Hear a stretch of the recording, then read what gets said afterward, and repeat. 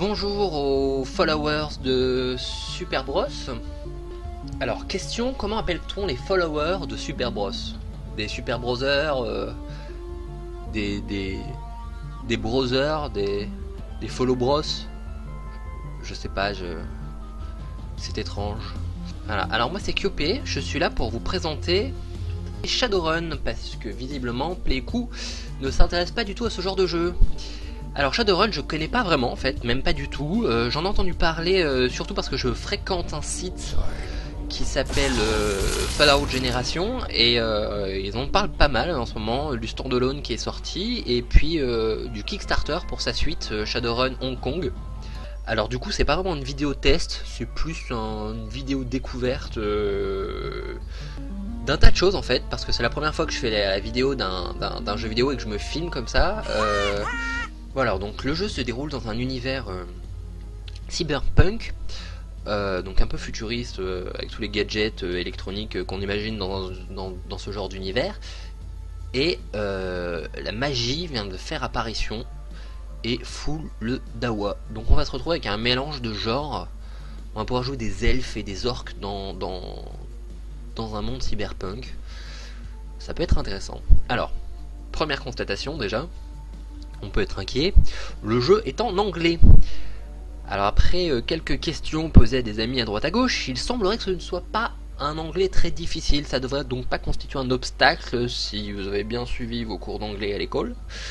Alors, on va commencer avec un new game, à moins que vous vouliez faire le tour des options. Alors les options, tout en HD, oui, anti-aliasing. Est-ce qu'on ajoute un peu d'anti-aliasing? On va voir si ça rame, on reviendra truc correct. Difficulté, on pourrait se mettre en easy si on était un peu d'étafiole. On va essayer que non. En very hard si vraiment on était des bons. Mais je suis pas très doué en jeu vidéo en fait. Je mets toujours beaucoup de temps à m'adapter au jeu et à texte speed normal. Ça peut être intéressant éventuellement si les textes mettent 2 heures à s'afficher. Mais étant donné que c'est en anglais, je pense qu'on n'aura pas de... Oh, French. Alors c'est peut-être que les menus ou peut-être que la campagne de base. Alors on va bien faire le DLC. Parce que Dragonfall en fait c'est un DLC, un très gros DLC avec une campagne complète qui a été rajoutée sur Shadowrun Returns, qui visiblement d'après les tests que j'ai pu survoler a quelques défauts techniques. Bon, apparemment pour chaque nouvelle campagne on incarne des nouveaux personnages, une nouvelle histoire, donc ça devrait pas poser de graves problèmes de compréhension. C'est pas vraiment des suites. On y va tout de suite.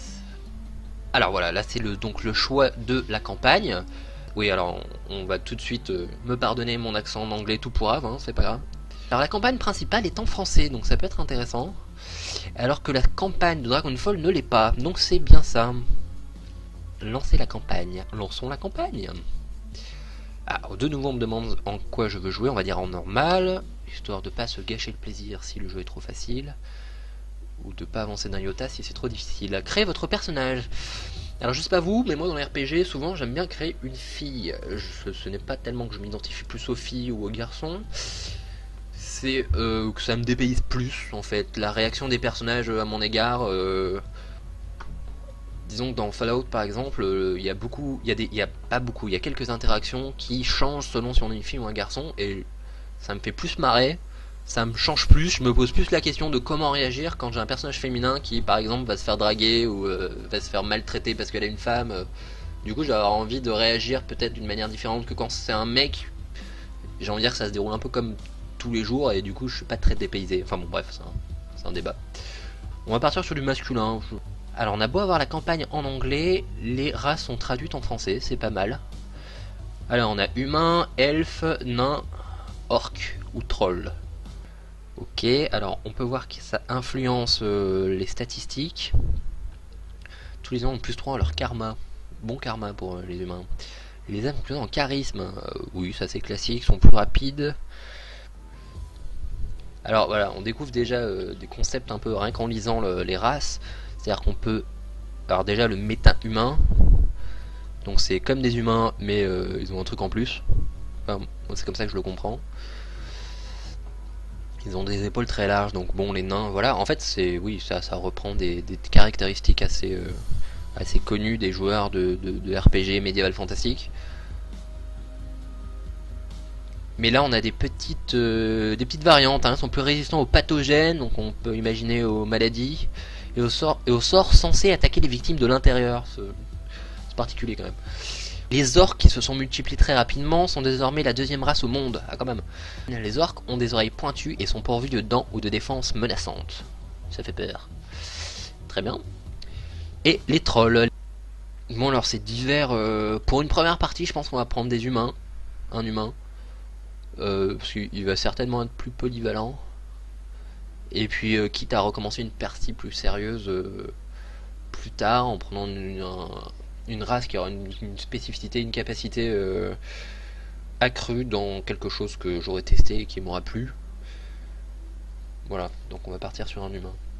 Et puis dans la deuxième partie, peut-être que je ferai une femme. On verra, ça dépendra un peu de leur tronche. Alors voilà, archétypes. Les archétypes. Donc samouraï des rues, mage des cœurs, chaman, rigueur, adepte physique. Ou aucun. D'accord, donc on dirait une espèce de classe. Alors pareil, faudrait prendre 5 minutes pour les dire. Bon, ça me parle pas tellement tout ça encore, étant donné qu'on n'a pas lancé le jeu. Decker, les Deckers utilisent une cyberdeck pour pénétrer dans la matrice. Alors là, je suis largué. Base de données au réseau informatique mondial. Et la pirater. Ouais, des gros hackers quoi. Hein. Les chamans sont convaincus que leurs pouvoirs magiques leur viennent d'un grand esprit totem qui les guide tout au long de leur vie. Ah mince. D'accord, atout, charisme, principal, capacité, invocation d'esprit. Ouais, chaman, ça peut être pas mal hein, si on veut monter une secte et contrôler le monde cyberpunk. Mais les rigueurs utilisent la technologie cybernétique pour projeter leurs esprits et prendre le contrôle des petits véhicules robotisés appelés drones. D'accord, donc plutôt un mec qui gère des minions quoi. Adeptes physiques, les adeptes sont des personnages chargés de magie qui concentrent leur pouvoir à l'intérieur d'eux-mêmes pour développer tout leur potentiel. Oui. Bon, ça fait penser un peu à des moines Shaolin. Alors, ouais. Ou alors aucun. Bon, bah alors pareil, pour la même logique que j'ai choisi humain, on va prendre aucun parce que je n'ai pas la moindre idée de comment on joue dans ce jeu. Donc du coup, difficile de faire un choix. Alors on a des portraits. D'accord. Je crois qu'il vaut peut-être mieux prendre une femme en fin de compte. Il est devenu un peu comme moi, mais je suis pas sûr qu'il ait des yeux dessous en fait. Bon, les statistiques. Dépensez votre karma, dis donc. Le karma représente l'expérience que les personnages gagnent en parcourant les ombres et en accomplissant des missions. Ah oui, parce que Shadowrun, ça viendrait du fait que on est des espèces de mercenaires qui réalisent des missions dans l'ombre, enfin dans l'ombre entre guillemets quoi. Et donc Shadow, qui veut dire ombre. Shadowrun, donc voilà, c'est un grand rapport avec le fait de parcourir dans les ombres le monde cyberpunk. Bon, c'est des points de compétence quoi, enfin des points qu'on gagne, qu'on distribue en gagnant l'expérience. Continuer. Oh oh. Intelligence, force, rapidité, constitution. Je vais faire un personnage un peu bourrin pour cette première partie parce que je pense pas jouer très longtemps. Je vais bien rajouter des points, j'ai 60 points distribués, on va en mettre un petit peu en constitution, un petit peu en rapidité, utiliser les calculs de chance, oui bon voilà, ça va être pour les combats. Combat à distance, est-ce qu'on est plutôt à main nue ou avec des flingues? Alors il y a des petits losanges, peut-être qu'on atteint un petit losange, on a un palier, on débloque quelque chose, emplacement d'armes supplémentaires. Et ça fait quoi? Recharge automatique, recharger les munitions coûte 0 PA. Ça c'est intéressant, enfin j'imagine. Bon voilà, on a 0. Bon, c'est peut-être un personnage tout pourri, hein, on verra. Confirmé. Certains runners utilisent un nom courant ou un pseudonyme. Par exemple, Half-Jack, ouais bon, le pseudo donc. D'autres s'en tiennent à leur prénom et adoptent un surnom. Veuillez donner un nom à votre personnage, alors ce sera QP. Confirmé. C'est parti, Shadowrunner. Alors ça y est, c'est en anglais. Alors je sais pas si j'ai le temps de lire ça pendant le chargement, je le lis pas très rapidement l'anglais. Life was good, easy jobs, regular pay, reliable crew. Je vais pas vous faire la torture auditive de lire à voix haute l'anglais en fait. Bon, en gros, on est un Shadowrunner qui change de ville, qui va à Berlin pour recommencer un peu à zéro dans une nouvelle ville, ses missions. Je suis pas sûr de tout comprendre. Et on va rejoindre un vieux partenaire, une vieille partenaire de crime, Monica Schaffer. Salut, Monica Schaffer. D'accord, on va chercher des informations dans un vieux château, dans un abri, quoi. Bon, voilà, c'est pas très bien payé, visiblement. Mais c'est un travail, hein, on est tous passés par là, finalement. Alors, c'est parti. Le jeu sauvegarde automatiquement, c'est magnifique. Alors, voilà. Oula. Bon. C'est pas moche. C'est particulier comme graphisme. On dirait que toutes les... Ouais, un petit côté peint à la main qui est... Moi, j'aime bien. Bon, et des fois, il y a des endroits, ça manque un peu de détails, peut-être dans l'herbe ou... Si on a un gros bouton power, c'est sympa, une petite flèche. Bon, alors la nuit est calme et on approche du château, donc dans lequel on doit trouver des informations. Ça va pas durer. Le calme va pas durer, visiblement.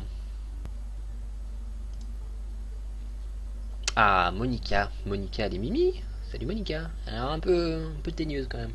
Donc elle, apparemment, c'est une bonne hackeuse. Ils disent que je vais beaucoup apprendre. Enfin, ça va être une masterclass un peu de faire un run avec elle. Bon, bah c'est cool. D'accord, donc en gros, on va attendre que l'ambulance soit passée.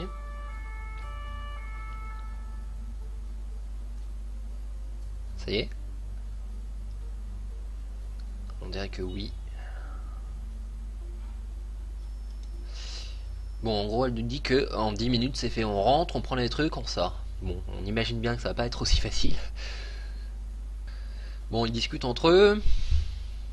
D'accord, alors là on découvre qu'il y a quand même des petits arbres de discussion, de dialogue.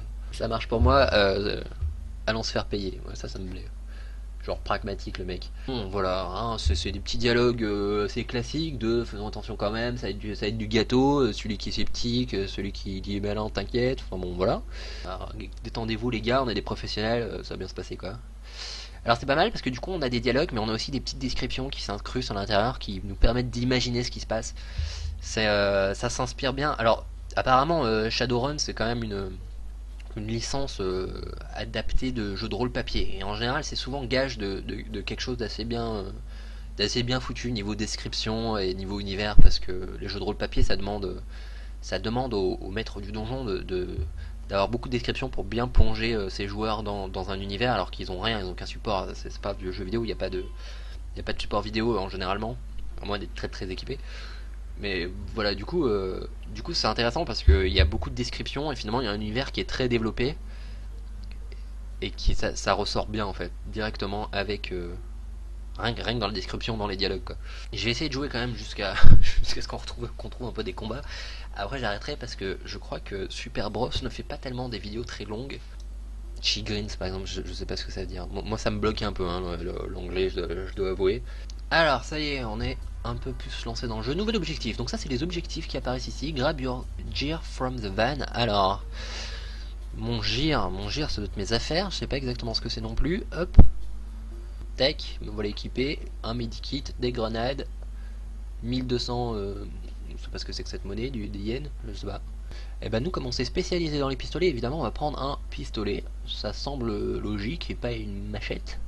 Alors je vais prendre mon temps, hein. On va se promener, on va pas vraiment avancer l'histoire ni rien, hein. C'est vraiment une première vidéo de découverte.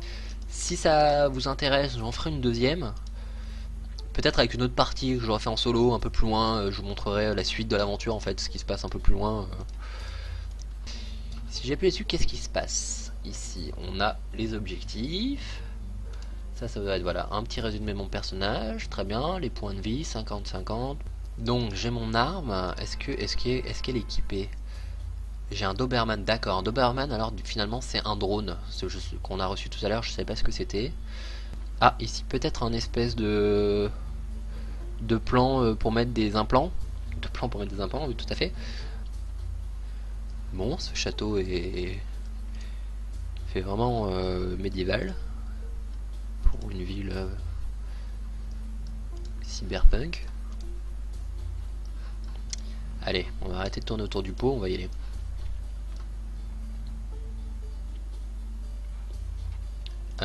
Hop, je clique sur la porte. Qu'est-ce qui se passe? Suspense. Nouvel objectif, garder l'équipe vivante, ouais, d'accord. Alors une petite moto qui nous rappelle vaguement, qui me rappelle vaguement les motos de Akira. Sympa, Private Museum.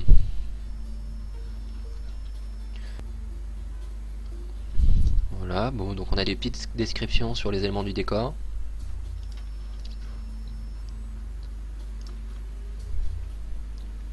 C'est pas dégueu. Alors là, apparemment, il y a des choses cachées dans cette petite vitrine. Alors je peux péter la vitre pour essayer de récupérer ce qu'il y a dedans. Alors j'ai lu un peu vite, je sais pas j'ai pas compris ce qu'il y avait dedans.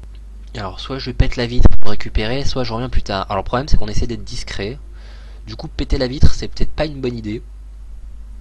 Donc je vais peut-être dire plus tard. Hein. On a dit qu'on faisait un bourrin mais quand même pas débile non plus.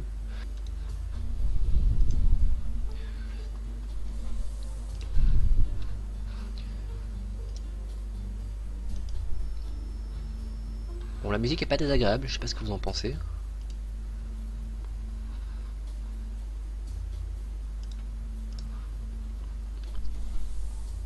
Oh merde. Alors on a un type qui bouge, qui se met en place, combat tour par tour. Alors voilà. C'est un peu ce qui défrise un peu les habitués des jeux d'action, des nouveaux jeux très modernes où tout est interactif.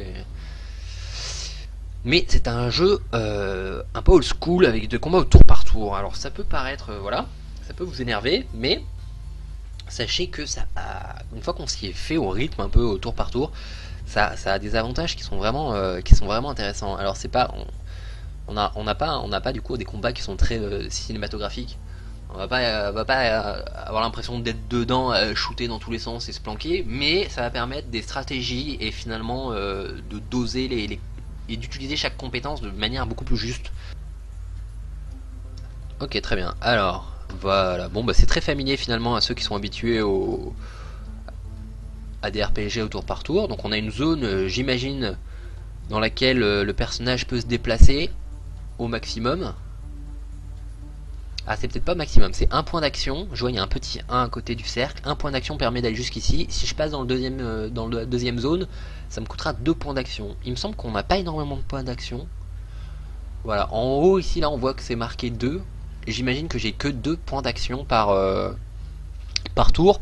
Mais on s'aperçoit qu'avec un point d'action, finalement, on peut faire quand même pas mal de déplacements.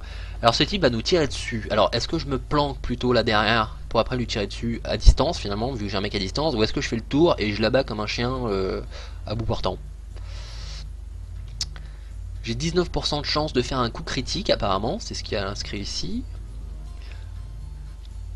Moi je tenterai la planque pour voir si finalement est-ce qu'on peut vraiment se servir de ce genre de système ou pas. Alors le personnage s'accroupit tout de suite, ça c'est pas mal. Voyons si je peux lui tirer dessus de là. Alors ici on a un petit menu qui s'est ouvert, on a notre arme. Une balle apparemment, j'espère que j'ai quand même plus de munitions que ça. Non, c'est plutôt le choix des tirs ciblés ou tir unique. Ça veut dire que je vais tirer une balle par une balle et là j'ai un tir ciblé qui doit me coûter plus de points d'action j'imagine. Ah ouais, il y a une petite montre ici. Certainement que ça va me prendre plusieurs tours ou plusieurs points d'action pour faire cette attaque. Donc on va faire un tir simple pour commencer. Ici on a des flèches mais je sais pas exactement à quoi elles servent. J'ose pas trop m'en servir tout de suite. Et ça voilà, ça cache le menu. Très bien. Ici on a ce qui semble être un deck de compétences. Marquer la cible, ce qui la rend plus facile à tourner. Voilà, PA, donc ça va me prendre un point en point d'action 1. Et temps de recharge 1, donc on ne peut pas l'utiliser à chaque tour, donc on verra peut-être plus tard. Et ici c'est mon inventaire, donc pour lancer des grenades, me soigner, etc. Très bien, donc on va tirer dessus. Je tire, je le rate. Bon, c'était prévisible, hein, mon personnage étant un débutant, je m'attends pas à ce qu'il touche tout à chaque tour. Alors là, je m'aperçois du coup qu'on contrôle les autres personnages, donc ils nous suivent en temps normal, on n'a pas besoin de les sélectionner pour qu'ils se déplacent, mais là, bim, on les contrôle. Alors je vais peut-être la rapprocher. Elle a une mitraillette, une balle par une balle, très bien, bon, on va faire le même genre d'action, on va se planquer, et puis la deuxième point, on va lui tirer dessus. Voilà, forcément, on est beaucoup plus près, donc le shoot réussi. J'ai pas du tout regardé leurs caractéristiques avant, peut-être que j'aurais dû. pour savoir finalement s'ils sont plutôt en corps à corps, tir à bout portant, ou est-ce que aussi bien j'ai un magicien dans le tas, j'en sais rien. Elle, il va lui falloir 2 points pour se déplacer, donc je pourrais pas lui tirer dessus après. Alors est-ce que je me planque d'abord et puis on lui tirera dessus au tour d'après, ou est-ce que je reste en retrait, ou je la mets avec moi, éventuellement, pour quand même tirer un coup cette fois-ci. On va essayer. J'espère qu'elle n'y arrive pas de si loin, mais on va essayer. Peut-être qu'elle est plus douée que moi en tir. Pourquoi ça marche pas? Alors un point, il me reste un point d'action. Alors peut-être que la ligne de mire est cachée, je me rends pas tellement compte là, avec ce point de vue. Ça doit être ça en fait, peut-être que je suis pas bien aligné, que du coup elle a pas la porte, du coup elle le voit pas. Donc c'est une erreur de ma part, je vais la rapprocher pour le prochain tour, on va la foutre là. Dietrich, hein, salut Dietrich, alors lui se bat avec quoi? Il lance des shurikens, on dirait, une espèce de petit... un truc du genre. Du coup pareil, alors j'aurais tendance moi plutôt le laisser à distance. Mais est-ce qu'il va se faire défoncer si je le mets juste derrière moi, qu'il se planque pas? On va faire un test, hein, on va mettre en plein milieu, puis on va voir si s'il prend cher, ou si qu'on a intérêt à se planquer à chaque fois, ou est-ce qu'il faut ou est-ce qu'on peut se permettre de rester un peu découvert. Voilà, aussi bien il va mourir en... non, alors, d'accord. Voilà, on a du renfort de côté, donc il va falloir se débarrasser de lui rapidement pour ensuite contre-attaquer les mecs qui arrivent derrière. Donc avec mon personnage, ce qui est dommage finalement, c'est que j'ai pas d'indicateur pour savoir si j'ai des fortes chances de toucher l'ennemi ou pas. Du coup c'est un peu au pif quoi. Est-ce que je peux atteindre ces mecs là? Apparemment je peux atteindre ces mecs là aussi. Ah si, là au-dessus, 46, 26, ça doit être ça. Pourquoi je l'avais pas vu? 77. Bon bah je dois pouvoir le toucher alors. Raté. 77 et je le rate, c'est quand même assez... Bon c'est possible mais c'est assez étonnant. Bon, vu qu'il va certainement mourir, je fais le tour pour me planquer par rapport aux autres. Il lui met une balle, il est fini. Est-ce qu'on peut looter les personnages? J'ai pas l'impression. Ah non, ils disparaissent tout de suite. Ça c'est un peu dommage. Moi j'aime bien quand, après une bonne bataille, d'avoir un tas de cadavres. Je trouve toujours ça marrant. Je suis un peu plus viril peut-être, mais... Bon allez, hop, on va se planquer donc. Glory, tu vas aller te planquer par là. Alors, est-ce qu'il y a un moyen de passer le tour? Ah, je peux la faire scroller en faisant ça? Non. D'accord, bon. Là, je sais pas si je peux appuyer là-dessus. Tour de l'ennemi. Ah, j'ai passé le tour des deux autres personnages. D'accord. Je voulais juste passer son tour à elle, mais bon, je sais pas trop comment faire. Donc, je me suis fait blesser. Blessé 6. Bon, ça va, elle a encore plein de vie. Elle a pas l'air en danger. Donc, mon personnage... Je vais encore essayer de tirer dessus. Je me demande quand même si ce 73% c'est chance de toucher ou pas, on va voir. Bon, c'est peut-être ça, j'ai peut-être juste pas eu de chance le coup d'avant. Du coup là je peux tirer 2 fois vu que je suis déjà en position. Pareil avec elle, on va essayer d'en éliminer un pour être moins blessé à chaque tour. Voilà, parfait. Il nous reste le petit security guard derrière. Voilà. Bon, c'est très simple hein, à prendre en main. Voilà, donc hop, le combat est fini. On peut aller checker un peu cet ordinateur, qu'est-ce qu'on peut faire dessus.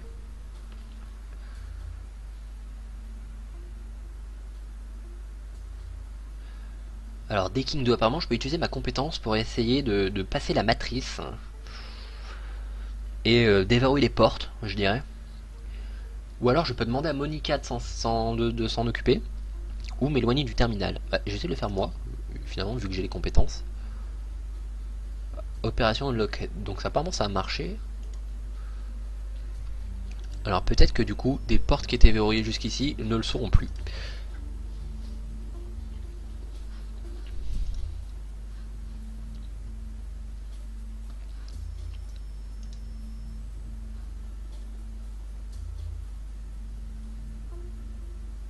Select Decker to Jack-in. Ah ça y est, alors d'accord, donc en appuyant sur l'ordinateur il m'ouvre le menu comme si j'étais en combat et je peux sélectionner le personnage qui a les compétences de hack pour le venir hacker l'ordinateur. Alors est-ce qu'on aurait un mini-jeu pour hacker?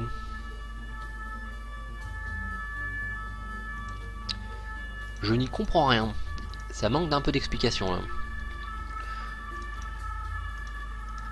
Ah, il y a plein de boutons. Alors je suis équipé de ça, très bien. Programme permet de vous soigner vous-même, non. Réduit les points 1, cette attaque, réduit les armes. Crée un programme de système expert.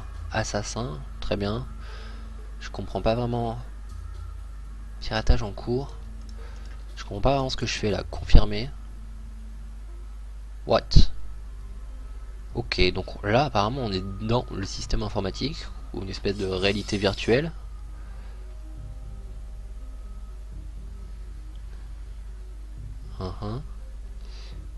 Il faut que je me planque. Est-ce que je peux tirer dessus?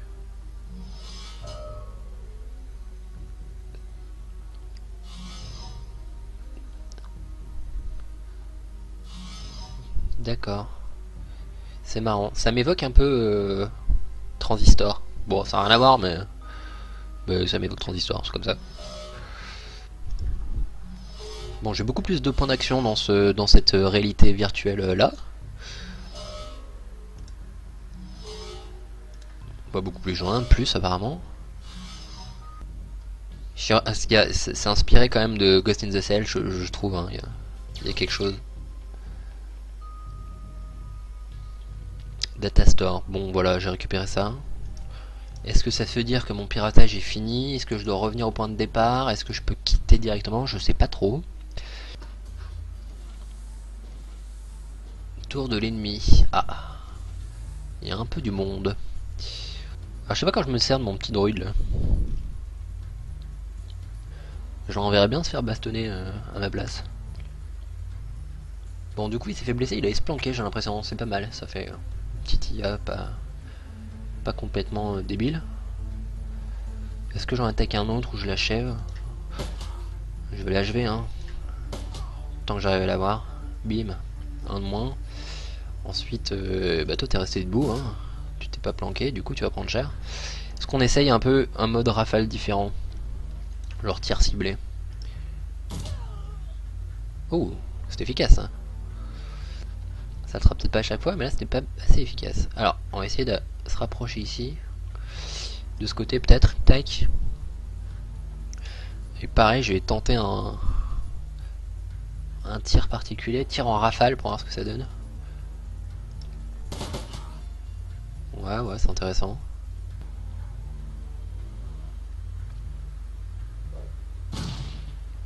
Ouh, grenade c'est efficace. Effectivement, si je reste groupé comme ça, une grenade c'est une bonne stratégie. Je sais pas si ce sera suffisant. Bon bah voilà, bon les combats sont pas difficiles, hein. Je pense qu'on peut facilement augmenter un degré de difficulté dans le jeu. Vous êtes sur le point d'être transféré ailleurs, continuez. Oui.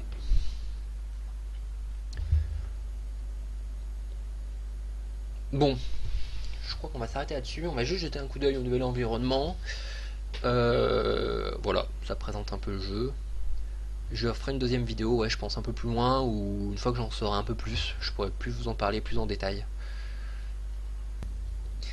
Ah, là c'est assez intéressant, c'est de voir que finalement ma compétence de piratage s'incruste dans mes dialogues. Donc en fait d'avoir certaines compétences dans certains domaines peut aider aussi à avoir de meilleures réponses, de meilleures...